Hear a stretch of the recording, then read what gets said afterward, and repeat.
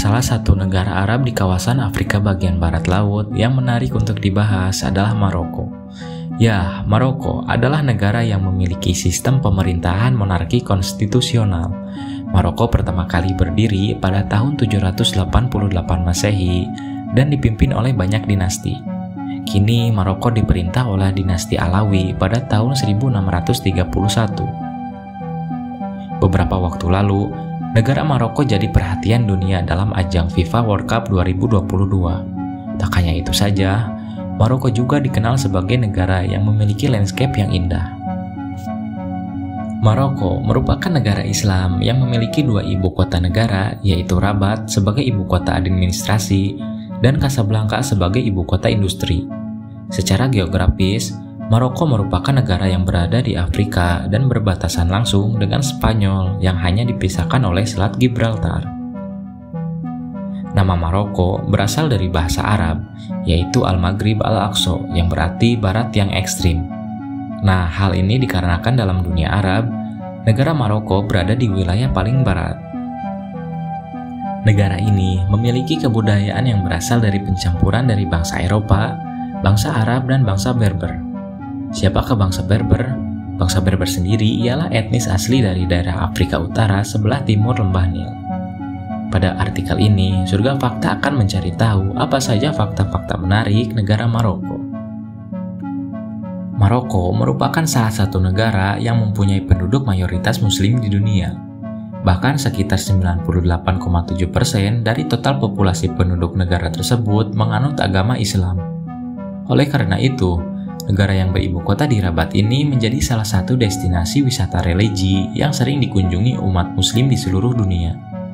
Negara yang berlokasi pada bagian ujung utara Afrika itu juga memiliki kondisi lingkungan yang sangat subur, hijau, indah, serta asri. Maroko merupakan negara tertua ketujuh di benua Afrika dan berbatasan dengan Aljazair di timur dan tenggara, Sahara Barat di selatan dan barat daya, Mauritania di barat dan barat laut, serta Laut Mediterania di utara. Perekonomian Maroko dianggap berpengaruh di dunia, terutama Afrika Utara. Forum Ekonomi Dunia pun menempatkan Maroko sebagai ekonomi paling kompetitif pertama di Afrika Utara. Itu semua terlampir dalam laporan daya saing Afrika tahun 2014 sampai 2015. Maroko sendiri unggul pada ekspor fosfat dan juga tekstil. Negara tersebut juga menjadi eksportir bahan kimia anorganik, ekspor komponen listrik, transistor, buah jeruk, ikan, serta sayuran. Menurut laporan pemerintah Amerika Serikat pada tahun 2021, bahwa lebih dari 99% populasi yang ada di Maroko ialah Muslim Sunni. Kemudian kurang dari 0,1% populasinya merupakan Muslim Syiah. Sementara itu, kurang dari 1% dari 38 juta penduduk Maroko ialah Kristen, Bahai, serta Yahudi. Maroko pun mempunyai dua bahasa resmi, yakni bahasa Amazigh dan Arab. Selain itu, ada juga bahasa asing yang juga dominan, yaitu bahasa Perancis. Selain itu, ada bahasa Spanyol yang sering digunakan di provinsi selatan maupun utara. Bahasa Inggris pun juga cukup banyak digunakan di sana. Uniknya, Maroko selalu merayakan 3 tahun baru yang berbeda dalam setahun penuh. Pertama, tahun baru yang jatuh setiap tanggal 1 Januari. Lalu tahun baru Islam Hijriah, di mana ini selalu dirayakan setiap hari pertama bulan Muharram. Ini juga sama dengan tahun baru Islam di Indonesia maupun negara-negara yang mayoritasnya penduduk Islam. Ketiga, tahun baru Amazigh, yang dirayakan pada hari pertama dalam kalender pertanian. Tahun baru ini digunakan sebagai penanda permulaan musim panen di negara Maroko. Dalam sejumlah pemberitaan, Maroko disebut sebagai negara Maghribi. Sebenarnya, apa arti Maghribi? Mengapa sebutan itu disematkan pada Maroko? Sebagaimana dilansir sumber informasi, Maghribi secara harfiah sebenarnya berarti tempat matahari terbenam, atau dalam bahasa Arab adalah barat. Secara geografis, memang Maroko merupakan negara yang terletak di bagian barat Afrika Utara. Kawasan itu juga berada di barat dunia Arab. Maghribi pun tak hanya disematkan pada Maroko, tetapi juga sejumlah negara mayoritas Muslim lainnya yang terletak di barat Afrika Utara. Arsitektur di Maroko terinspirasi dari Hispaniola serta Islam dengan sentuhan Latin dari Spanyol. Hal ini terlihat dari banyak arsitektur di kota, masjid yang ikonis, maupun sudut jalan yang penuh warna. Salah satu yang paling terlihat dari desain negara ini adalah penggunaan motif bunga dan tumbuhan.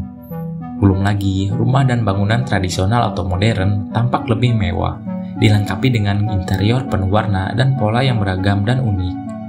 Maroko memang terkenal dengan seni kaligrafinya yang kerap terlihat pada bagian atas rumah, ubin, dinding, hingga hiasan di dalam ruangan.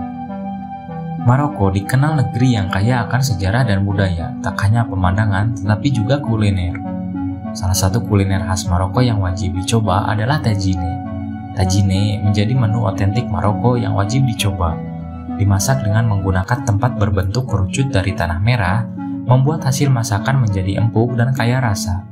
Karakter bumbu yang digunakan untuk membuat olahan rebus tagine bercita rasa gurih dan manis. Selain itu, ada pula menu-menu Timur Tengah yang dipadukan dengan Asia Selatan seperti India. Maroko juga memiliki hasil kerajinan tangan yang unik. Salah satunya adalah keramik. Bentuk dan warna keramik tersebut berbeda-beda tergantung dari wilayahnya.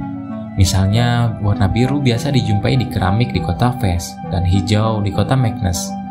Sementara itu, keramik di kota Safi menggunakan lebih dari satu warna, sedangkan keramik di kota Azemmour dibuat dengan struktur yang berbeda. Dengan desain geometrisnya yang kompleks, para pengrajin kerap menggunakan presisi matematis untuk menghasilkan karya yang bagus dengan desain keramik ini. Desain keramik Maroko bergantung pada konsep simetris dan pengulangan pola yang kompleks untuk menutupi daerah atau area yang luas, misalnya dinding dan lantai. Namun meskipun pola kaleidoskop tersebut terkenal rumit, tidak semua ubin Maroko sangat berpola. Maroko telah lama dikenal sebagai penghasil minyak argan terbaik di dunia. Berkat kondisi iklim dan tanah yang ideal, pohon Argania spinosa tumbuh subur di wilayah ini. Perajin lokal dengan keterampilan turun-temurun menghasilkan minyak argan dengan kualitas tinggi dengan metode pengolahan yang tradisional. Proses ini melibatkan penggilingan biji secara manual, sebuah tanda autentisitas yang membuat minyak argan Maroko sangat dicari oleh pecinta kecantikan di seluruh dunia.